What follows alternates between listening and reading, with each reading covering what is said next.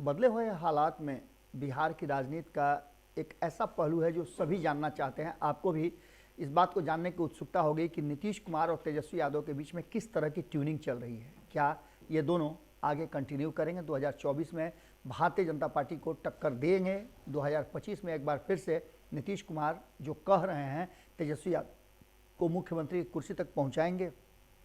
इन सारी बातों का जवाब तेजस्वी यादव ने दिल्ली से लौटने के बाद दे दिया है और उन्होंने एक बड़े जो राज है उस पर से पर्दा उठाया है। पर्दाफाश करते हुए उन्होंने कहा है कि बिहार पर विशेष फोकस भारतीय जनता पार्टी के करने के पीछे कारण है कि उसे इस बात का डर हो गया है कि 2024 में वो बिहार में पूरी तरह से बाहर करने का भय उनको सताने लगा है। बिहार में जिस तरह से नीतीश कुमार और तेजस्वी यादव साथ आए हैं उसके बाद से कहा यह जा रहा था कि वास्तव में भारतीय जनता पार्टी के लिए ये एक बड़ा चिंता का कारण बना हुआ है। अगर दोनों के वोट बैंक पर सेंधमारी नहीं हो पाती है तो ऐसी स्थिति में भारतीय जनता पार्टी के लिए बिहार में सर्वाइव करना मुश्किल हो जाएगा। इसको लेकर के लगातार भारतीय जनता पार्टी अपनी रणनीतियों में बदलाव कर रही है। ये बातें आपसे छुपी नहीं है। लेकिन इधर बीच में आपने देखा होगा कि उपेंद्र कुशवाहा ने एक बयान दिया था। हम उस बयान की चर्चा नहीं कर रहे, उसका सिर्फ संदर्भ ले रहे हैं कि उपेंद्र कुशवाहा ने कहा था कि जिस तरह से चंद्रशेखर के बयान आए हैं रामचरितमानस के एक छंद पे, एक प्रसंग पे, तो ऐसी स्थिति में अगर इस पर विवाद होता है और विवादित बयान दिए जाते हैं रामचरितमानस जैसे पवित्र ग्रंथ पे, तो निश्चित रूप से इसका फायदा भारतीय जनता पार्टी को मिलेगी। इस मुद्दे पर आपने देखा होगा कि नीतीश कुमार और तेजस्वी यादव ने अब तक कोई बयान नहीं दिया था। दोनों ही टीमों की तरफ से बयान दिए जा रहे थे। यहाँ तक कि राष्ट्रीय जनता दल के भीतर ही इस बयान को लेकर के काफ़ी तल्खी थी और एक दूसरे के साथ तू मैं तक की बात शुरू हो गई। एक दूसरे को कहा जा रहा है कि कोर्ट करने की भी बात सामने आ गई थी। प्रेस कॉन्फ्रेंस के बीच में ही आपने देखा कि किस तरह से जगदानंद सिंह के बयान को लेकर के शिवानंद तिवारी ने हमला किया। इसके बाद भी वो लगातार बयान देते रहे और इन सारी बातों के बाद जब इस पूरे विवाद में ये बातें कही जाने लगी कि जनता दल यूनाइटेड और राष्ट्रीय जनता दल के बीच में सामंजस्य की कमी है, तो वहीं तेजस्वी यादव ने आकर के सारी बातों पर विराम लगा दिया। लेकिन उनके बयानों की भी चर्चा अब जबरदस्त ढंग से शुरू हो गई है। आपको बता दें कि तेजस्वी यादव ने जब दिल्ली से लौट करके आए तो उन्होंने चंद्रशेखर पर पूछे गए सवाल और रामचरितमानस पर दिए गए उनके वक्तव्य को लेकर के बात को दूसरे दिशा में डाइवर्ट कर दिया।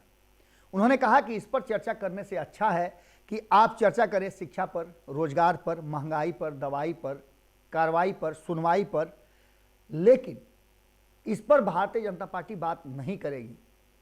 वो रामचरितमानस, धर्म, मजहब, इसी पर बात करके वो चाहती है कि आगे राजनीति अपनी चलाती रहे। इसके साथ साथ उन्होंने चंद्रशेखर वाले जो बयान है, चंद्रशेखर के जो रामचरितमानस पे उस पंक्ति को लेकर के जो विवाद पैदा हुआ है, उस पर पूछे गए सवाल के जवाब में उन्होंने सीधे इस सवाल को ही एक तरह से समझिए कि टाल दिया और उन्होंने कहा कि किस ग्रंथ की बात कर रहे हैं। सबसे बड़ा ग्रंथ इस देश में भारत का संविधान है जिस पर देश चलता है।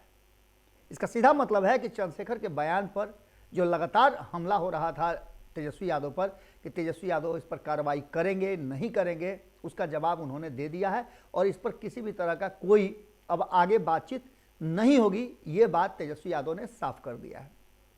इससे पहले हमने आपको बताया था कि ललन सिंह ने भी ये बात कही थी कि तेजस्वी यादव और राष्ट्रीय जनता दल खुद सक्षम है इन सब बातों पर फैसला लेने के लिए, इसमें हमारी कोई संलिप्तता या हमारा कोई दबाव नहीं है।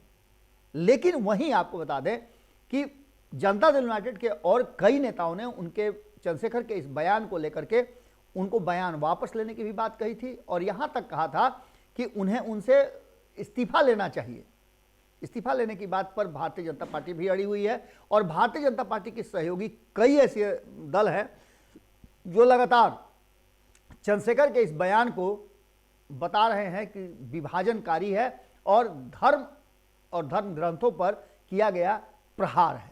इसको लेकर के भावनाएं आहत हुई हैं और ऐसी स्थिति में चंद्रशेखर को कंटिन्यू करना एज ए शिक्षा मंत्री मुश्किल होगा। लेकिन इन सारी बातों से अलग तेजस्वी यादव ने इस बात को आगे बढ़ाते हुए संविधान की चर्चा करते हुए उन्होंने आगे कहा कि भारतीय जनता पार्टी इस तरह के जब वो हारने लगती है तो गलथेथरी करने लगती है। आप जानते हैं ना कि गांव ग्राम में या कहीं भी आपने देखा होगा कि बच्चे जब खेलते हैं और पहली ही बॉल पर आउट कर देते हैं तो आउट हो जाते हैं तो कहते हैं कि ये तो ट्राई बॉल था। अगर दूसरे तीसरे बॉल पे आउट हो जाते हैं तो कहते हैं कि ना ना ना ना हम तो विकेट में थे ही नहीं। एलबीडब्ल्यू का आउट देने के बाद फिर से विवाद शुरू हो जाता है। यानी गलथेथरी करना वो बैट्समैन शुरू कर देता है जिसको बैटिंग दी गई है।